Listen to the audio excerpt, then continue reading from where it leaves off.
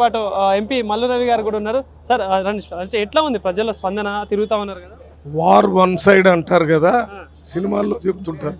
ఇప్పుడు 5-6 రోజుల కిందట మేము కూడా ఉన్నామని అక్కడక్కడ బీఆర్ఎస్ బీజేపీ కనపడింది. ఇప్పుడు 2-3 రోజుల నుంచి రేవంత్ రెడ్డి గారు కాంగ్రెస్ శ్రేణులన్నీ ఎమ్మెల్యేలు చైర్మన్లు వచ్చిన తర్వాత మొత్తం సీన్ అంతా మారిపోయింది.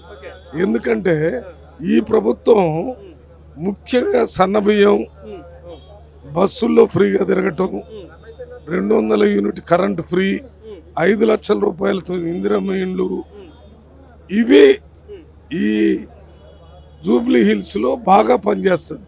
ఇక్కడంతా పేద ప్రజలు 85% ఉన్నారు.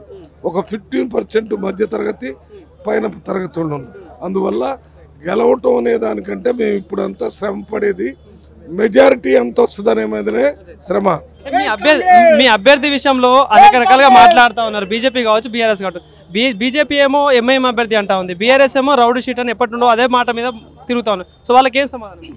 ఓడిపోయేవాడికి మనస్సు సరిగ్గా నిలకడలేక ఇష్టం వచ్చినట్టు మాట్లాడతాను.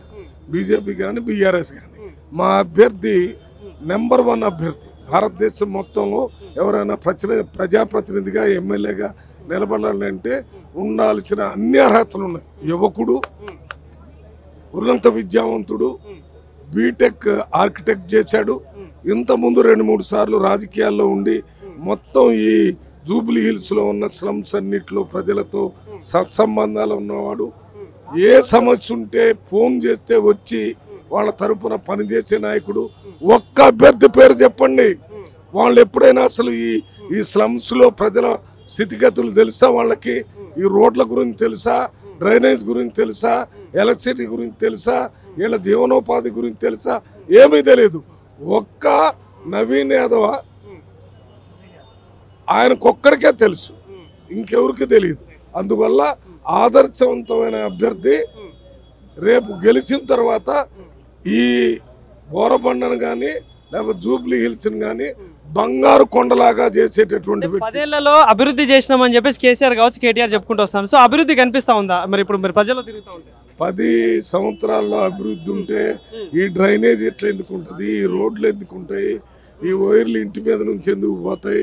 ఎందుకు ప్రజలంతా అల్లాడుతున్నారు? ఏమీ జరగలేదు. అన్ని మాటలే, కేసీఆర్ మాటలు, కేటీఆర్ మాటలు, హరీష్ రావు మాటలు, లోకల్గా చనిపోయిన ఎమ్మెల్యే ఆయన మాటలతోనే సరిపోయింది. అంతకంటే ఏమీ లేదు. అభివృద్ధి ఏదైనా ఈ 20 నెలల్లోనే ఇప్పుడు ప్రజల జీవిత అవసరాలను దృష్టిలో పెట్టుకొని కాంగ్రెస్ పార్టీ అభివృద్ధి మెజారిటీ 1,00,000 ఓట్ల మెజారిటీతో గెలవబోతుంది.